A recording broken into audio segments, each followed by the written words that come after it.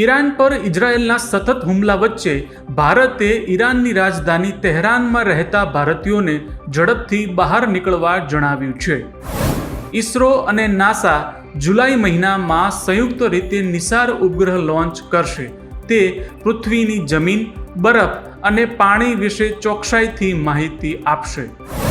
શીખ સંગઠન SGPCએ જાહેરાત કરી છે કે મહારાજા રણજીતસિંહની પુણ્યતિથિ નિમિત્તે કોઈ શીખ યાત્રાળુ પાકિસ્તાન જશે નહીં. અમદાવાદથી લંડન જઈ રહેલી ફ્લાઇટમાં તકનીકી ખામી સર્જાવાને કારણે રદ કરવામાં આવી હતી. બપોરે 1:10 વાગ્યે ફ્લાઇટ અમદાવાદ એરપોર્ટ પરથી ઉડાન ભરવાની હતી.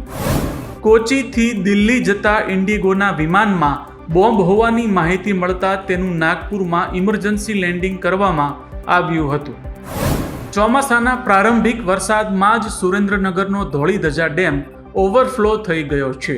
સુરેન્દ્રનગરમાં આજે પણ ભારે વરસાદની આગાહી કરવામાં આવી છે. પાલીતાણા, જેસર અને સિહોરમાં ભારે વરસાદને કારણે શેત્રુંજી નદી બે કાંઠે વહેતી થઈ છે. શેત્રુંજી ડેમ પણ ઓવરફ્લો થતાં 20 દરવાજા ખોલવામાં આવ્યા હતા. રાજ્યમાં ભારે વરસાદને પગલે NDRFની 3 ટીમ સ્ટેન્ડ બાય રાખવામાં આવી છે.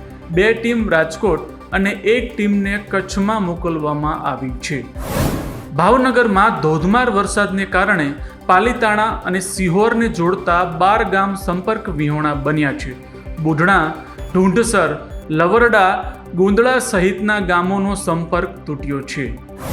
હવામાન નિષ્ણાંત અંબાલાલ પટેલ અનુસાર આગામી 48 કલાક ગુજરાત માટે ભારે છે.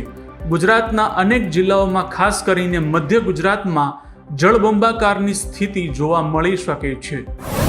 ગત 24 કલાકમાં ભારે વરસાદને કારણે સાવરકુંડલા સ્ટેટ હાઈવે તેમજ ધંધુકા હાઈવે બંધ કરવામાં આવ્યો છે. અમદાવાદ પ્લેન દુર્ઘટનાના સમયનો નવો વિડીયો વાયરલ થયો છે, જેમાં વિદ્યાર્થીઓ જીવ બચાવવા હોસ્ટેલમાંથી કૂદકા મારતા નજરે પડ્યા હતા. અમદાવાદ વિમાન દુર્ઘટનામાં અત્યાર સુધીમાં કુલ 135 મૃતકના DNA સેમ્પલ મેચ થયા છે. 101 મૃતદેહ પરિવારજનોને સોંપવામાં આવ્યા છે. કચ્છ સૌરાષ્ટ્રમાં વરસાદની સ્થિતિને જોતા વડોદરાથી NDRFની 5 ટીમો કચ્છ અને સૌરાષ્ટ્ર તરફ મોકલવામાં આવી છે. હવામાન વિભાગે આગામી 7 દિવસ રાજ્યના મોટાભાગના વિસ્તારોમાં વરસાદની આગાહી કરી. માછીમારોને દરિયો ન ખેડવા સૂચના અપાઈ છે.